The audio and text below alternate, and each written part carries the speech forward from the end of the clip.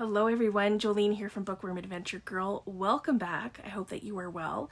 If you are new, thanks so much for checking out my channel. Please hit subscribe and stick around. Today I am going to be talking about 16 non-fiction books that I wish my book club had read. It's been a while, but I had been doing different videos based on the books that my in real life book club of 10 plus years had read. And I've done fiction, non-fiction, humor, Indigenous reads, as well as tips that worked for us as a book club. So we read a lot of great books, including non-fiction over the years. And now that the book club is no longer running, sometimes I read a book and I think this would be a really good book for a book club. So I've already recommended 15 fiction books that I wish my book club had read. So now I am going to share 16 non-fiction books I wish my book club had read.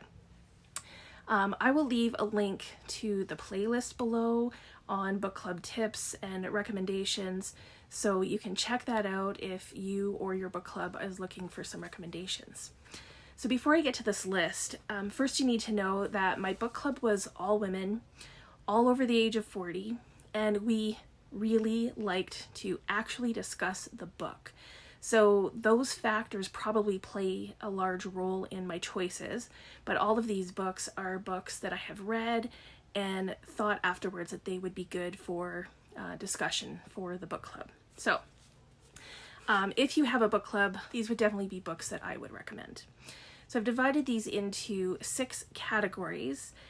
Some of the books could be in a few different categories, but this will at least give you an idea of the types of nonfiction that they are. So I'm going to start with memoirs and biography. And the first book is Born a Crime by Trevor Noah. Trevor Noah shares his story about growing up during apartheid. Trevor was born to a white father and a black mother, which at the time, their union was punishable by law, like up to 5 years in prison. And his mother was very resourceful and very clever in the ways that she hid Trevor from the government so that he couldn't be taken away from her. Trevor was 5 years old when Nelson Mandela was released from prison, and Trevor and his mother were able to live freely again. So this is Trevor's story, but it's also his mother's story.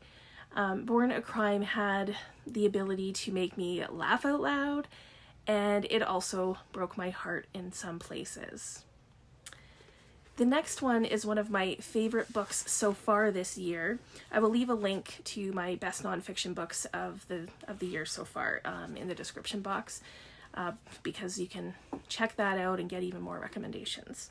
So one of the books on that list is Know My Name by Chanel Miller. This is the story of the very high profile case of Chanel Miller, who was sexually assaulted by Brock Turner. The writing in this, I think, is exceptional, and it does a great job at showing how victims are treated and how, in this case, Brock Turner was protected. Because of Chanel Miller and her story, changes have actually been made to the justice system, and I just think that this is a really important book to read. Another favorite so far this year is The Sun Does Shine by Anthony Ray Hinton. This is an incredible story about Anthony Ray Hinton and how he spent 30 years on death row for a crime that he didn't commit. This is such an inspiring story, and it gives us a glimpse into systemic racism in the justice system, and yeah, definitely check it out. Next on my list is No Friend But the Mountains by Behrouz Boochani. This is translated from the Persian by Omid Tofighian, I think it is. I read this quite a while ago, and I did read it with one of the members of the book club, my friend Leon. Behrouz was fleeing Iran to Australia when he was illegally detained on Manus Island from 2013 to 2019. And this was the first time that I had even heard of Manus Island. Behrouz wrote this book in small texts that he would send using smuggled cell phones. And the book talks about the mistreatment of refugees by the Australian government. I learned a lot from this book. So if you are interested in these kinds of stories, I will leave a link to a video that I did called Captivating Reads, so you can check out more stories like that. The next book is a biography. It's Hidden Valley Road by Robert Kolker. This was one of my top books of 2020, and I can leave a link to that video below as well. This is the story of the Galvin family, who had 10 boys and 2 girls. 6 of the boys were diagnosed with schizophrenia. This is a heartbreaking book and an interesting look into the different perceptions of schizophrenia and how it should be treated. This book would definitely be good for discussion. Next is a book that I actually just finished earlier this week. It's also a memoir, but it's also nature writing and science, and that is Finding the Mother Tree by Suzanne Simard. I will be talking more about this book when I do my August wrap-up, but for now I'll say that Suzanne Simard is one of the world's leading Scientologists in forestry. And this memoir is a mix of her personal life along with the work that she has done in forestry. It's very well done. I quite enjoyed it. Next up, I have 2 Indigenous authors. The first is The Inconvenient Indian by Thomas King. I love Thomas King, and my book club did read 2 or 3 of his books, but not this one.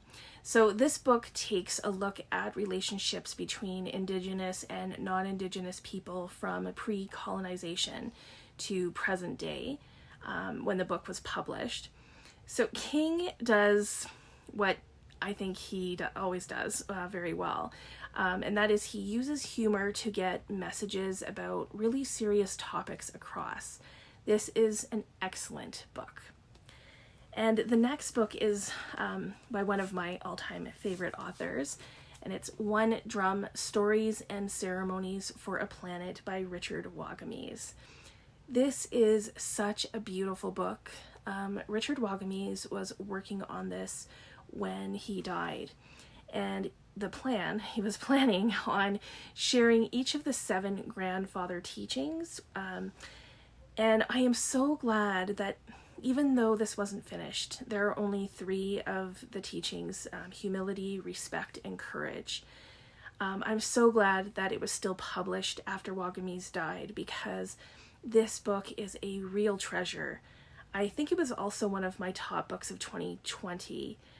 The writing is beautiful, the teachings are beautiful, and just the book itself is beautiful with gorgeous photos. This is a book that I loved. It uplifts your soul, and it's one that I continue to think of every once in a while.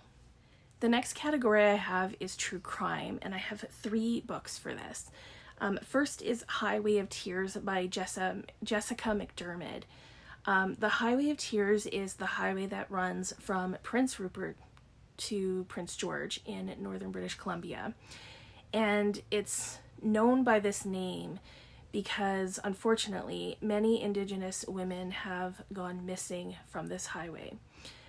Some of them have been murdered or found dead, and others seem to have just disappeared. And this book takes a look at some of those cases and how they were investigated or not, and the impact that this has had with family, friends, and the community. Missing and murdered Indigenous women and children is very important here in Canada. It's a hot topic, and this book has, I think, been a very important book for that.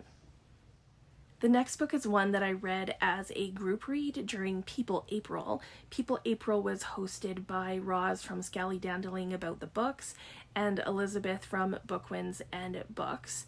and they did this read along, and we read the Untold Lives of the Women Killed by Jack the Ripper, and this is by Hallie Rubenhold. This was an interesting book because there is so little known about these 5 women and their lives, and I think the author did a really good job at fleshing out, who these women might be, and each of the 5 women kind of give us new information about the times they lived and what the circumstances were.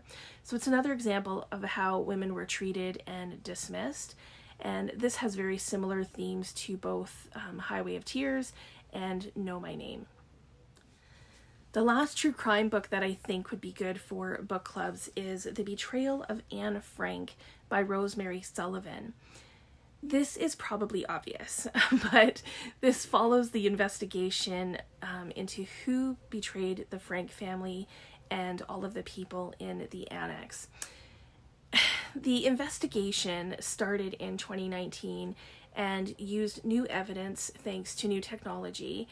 And I know that there has been some controversy around this book, even around whether or not the investigation should have happened in the first place, or whether this book should have happened. So I think, that would only add to the book club conversation.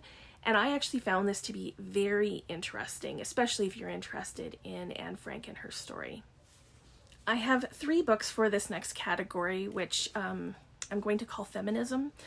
I am going to start with Not That Bad, Dispatches from Rape Culture. This is a collection of essays edited by Roxane Gay, and all of the essays are written by people who have experienced sexual assault. And it discusses how rape culture is part of daily life beyond just the assault or rape. So the title alone refers to people saying it's not that bad, when someone had been assaulted, but their experience is being compared to something else. So, for example, someone says they were assaulted, and the person that they tell says, well, at least the person didn't use a weapon or didn't kill you, so it's not that bad.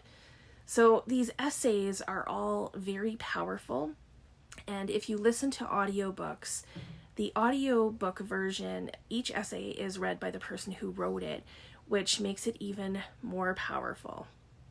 Next up is 3 Women by Lisa Taddeo, and this book, at the time it came out, had some buzz, and now I haven't heard much about it. So you need to be sure about your expectations going into this one. It is not a book that will answer big questions about female sexuality. Like the title says, it is about 3 women. It's about their relationships and their experience of sexuality. It is very character driven, and for me it read like fiction. I think that the book has a lot of discussion points, and I can only imagine the conversation that our book club would have had. And then the final book that I have in this category is The Moment of Lift by Melinda Gates. This book is about practical ways of investing in women around the world in order to change societies. It's about educating both men and women, and women specifically when it comes to family planning, their bodies, physical and sexual health. My favorite thing about this book is that oftentimes a book will say that it offers practical next steps or solutions, but in the end it really doesn't, and this book delivers on that, even for the average person. So this is another book that I think, would have lent itself to sparking some interesting conversations in our book club. The final nonfiction category is social justice, and I have 2 books for this. Both of them I have talked about before a few times, actually, and Just Mercy by Bryan Stevenson is the first one. Bryan Stevenson is a lawyer and has helped many people on death row who were innocent. He is also the founder of the Equal Justice Initiative, And this book gives a glimpse into the justice system, the lack of resources, and the prejudice that exists. And reading this as a Canadian, a country that does not have the death penalty, it's very eye-opening. I do talk more about this book along with The Sun Does Shine and other books about death row, and I do that in a pairing video, so I will link that below for you if this is a topic that you or your book club are interested in. And then the final book that I have to share is The Skin We're In by Desmond Cole. This book takes a look at systemic racism in Canada. Each chapter is a month in the year 2017, and it focuses on events that really happened. And this book is, I would say it's very important for a lot of reasons. I think a lot of Canadians think we don't have these kinds of issues in Canada, but we definitely do, and these kinds of books shed light on that. So again, it's a book that, you know, I think my book club would have had a lot of really good discussion and things to say. So these are the 16 nonfiction books that I wish my own book club had read, because I think that they would inspire some really good conversations and ideas. So these are also good options if you are looking for something to read for Nonfiction November. Please let me know if you have read any of these. What are your thoughts? Are there any nonfiction books that you have read that you've thought this would be a really good book for a book club or a good book for discussion? What would you add to this list? I look forward to chatting with you in the comments. As always, thank you for watching. I hope you enjoy the rest of your day, and don't forget to make every day an adventure.